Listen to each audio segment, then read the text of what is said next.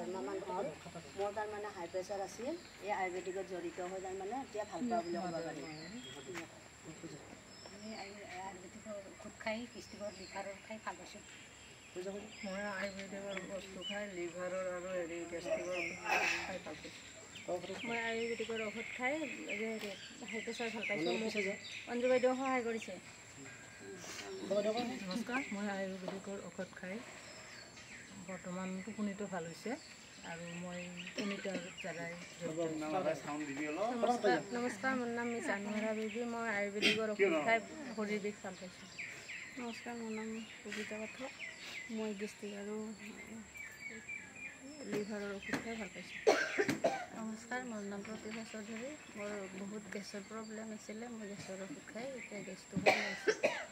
নমস্কাৰ মোৰ নাম শ্ৰী ৰুমি দাস মই স্বাস্থ্য লিখ থকা এতিয়া গাঁৱটো বহুত ভাল লাগি থাকে আগতে বহুত দুৰ্বল লাগি আছে ঠিক আছে বাৰু চবতে এই বাইদেউকেইজন যে কাম কৰি আছে আজি ন